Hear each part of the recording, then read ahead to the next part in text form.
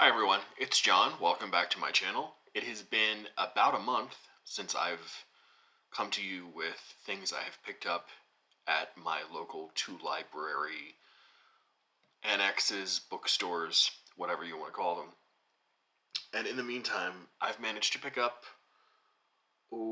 maybe 6 or 7 books from the library, and I also have 5 books or so from Hamilton Books. I'm just going to incorporate here because I don't really want to make a standalone video for them. I thought I would just include them here.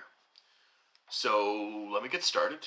I managed to find, I'm always really delighted, even though I tend to not read these because I like to sit down and read a book from cover to cover, and these always have a lot of text in them. I found another Library of America edition,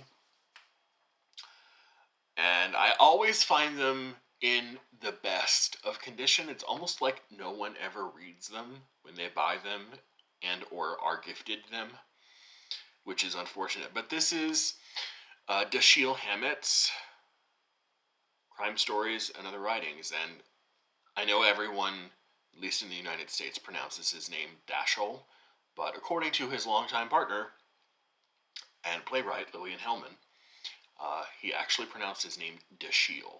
It's an old, apparently an old Northeastern name. But this includes all of, maybe not all, but many of the short stories. None of the novels. That is, I think, another edition, or another version of Library of America. The next thing I found was Uncrowned King, The Life of Prince Albert by Stanley Weintraub. Stanley Weintraub is no longer around, but when he was a really prolific biographer. And as you can tell, right there, he also wrote a biography of Prince Albert's wife.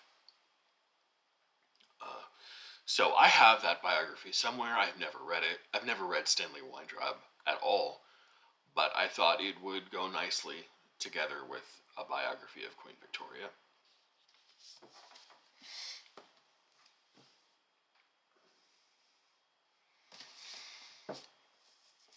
They have this sort of display on the side of the wall where sometimes you miss things because it's not integrated with the books on the shelf.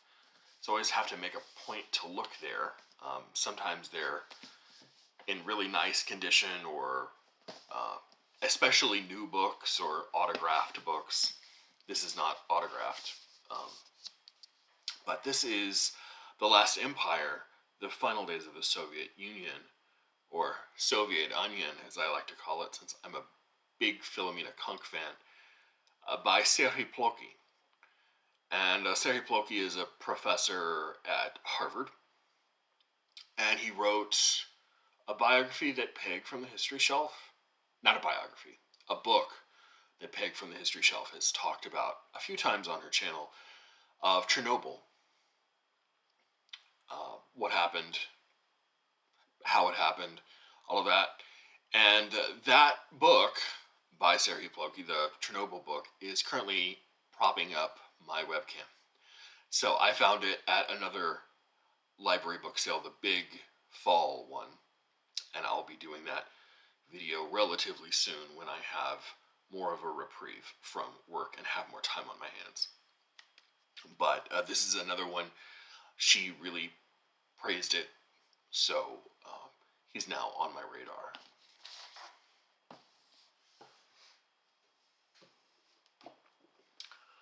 I also found probably the only, what you could call comic or darkly comic novel by Faulkner. This is The Reivers. It is about a group of people who take a cross-country journey with their driver, their butler, I guess you could call him, and get into, it's sort of like a picaresque, from what I understand, but get into all kinds of trouble.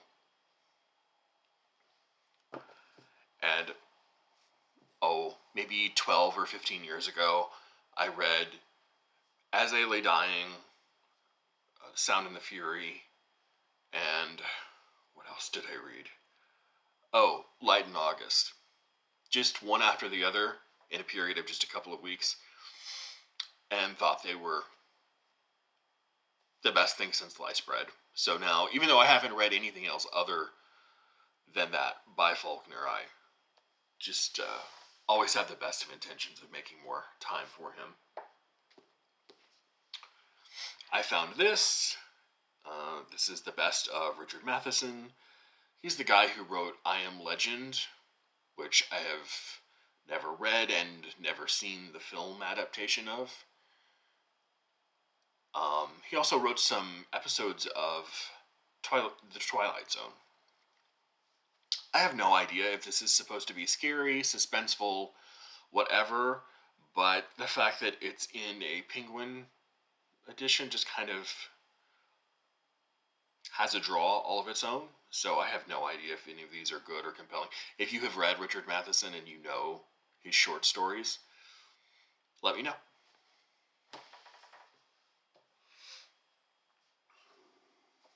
I read this again a long time ago in another, I don't know if it's another translation, but it was another edition, and I don't remember too much about it.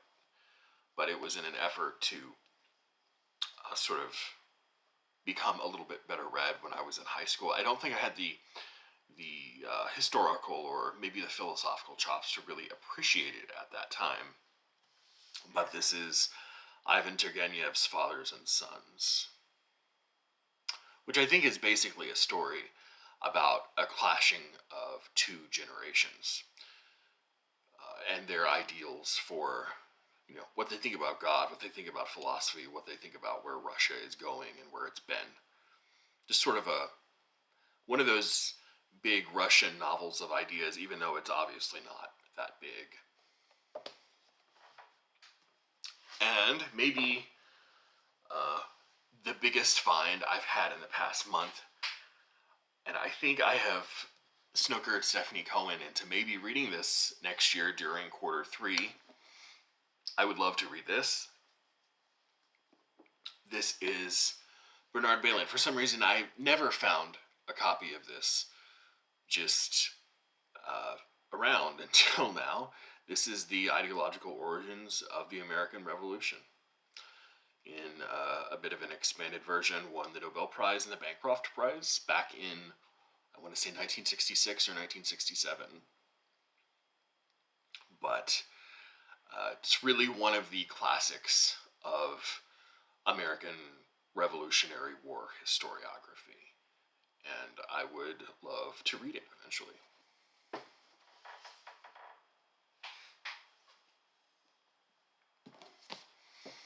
I'm always a little bit suspicious about books on this topic because of the way that it's so divisive and so polarizing, and also the way that it's become timely again.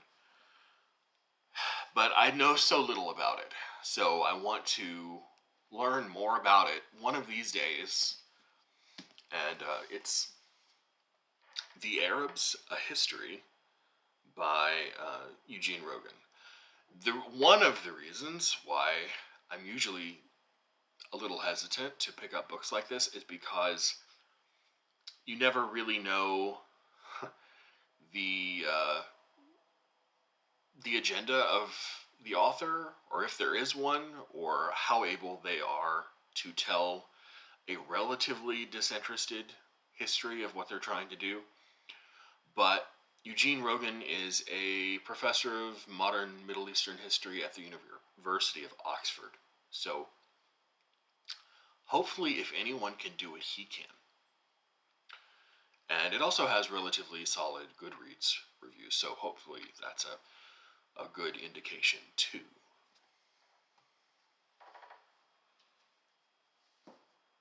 Okay, here are the books from Hamilton Books. I have not made a Hamilton Books order in probably 2 or 3 years, but something just compelled me a couple of months ago. I got on, I saw a few really, really interesting things, and just decided to pull the trigger and get some stuff.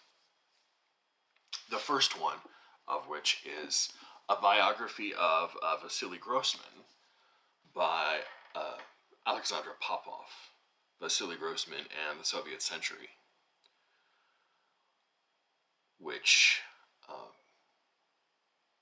says on the back, the biography illuminates the life and legacy of Soviet dissident writer Vasily Grossman, whose long-banned novelistic masterpiece, Life and Fate, which, at least for me, came to light when NYRB Classics reprinted it, is widely recognized today as the 20th Century's War and Peace.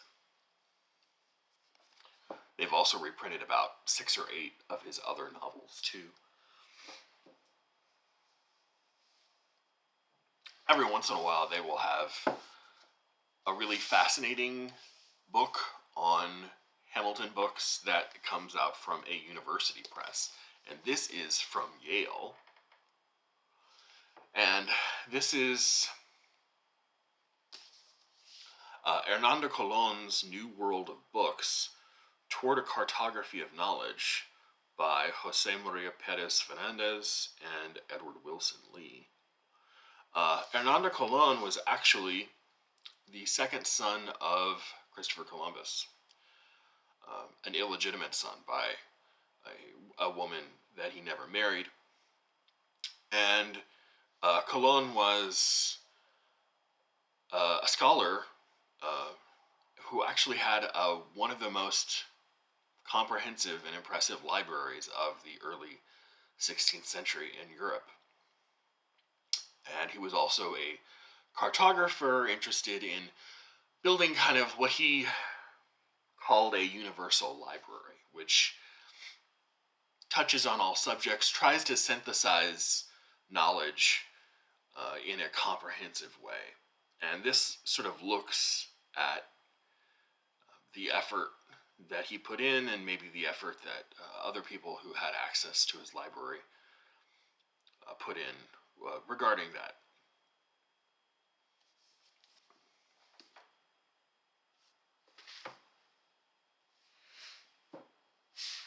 I heard a couple of people, including Vin from Reverend It Reads, I think, say really great things about A History of the Vikings, Children of Ash and Elm, A History of the Vikings by Neil Price.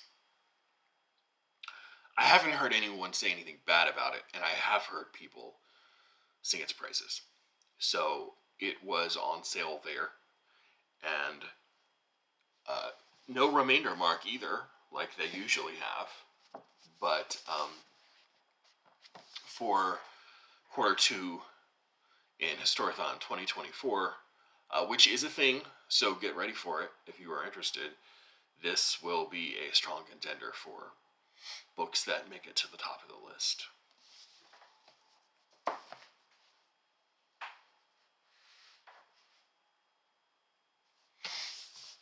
And another book I heard a couple of people talking about for Historathon. I didn't really hear many opinions about it, but I need to hear some people mention it. It's The Enlightenment, The Pursuit of Happiness, 1680 to 1790 by Richie Robertson. And I don't know what it has to do with the pursuit of happiness so much as it is just sort of the idea of progress, humanism, things like that. But I could be mistaken. At least that's what the inside cover of the American edition would lead you to think. But it is a project, so. But Enlightenment history, intellectual history especially, which is what this appears to be, is right up my alley. So it looks really fun.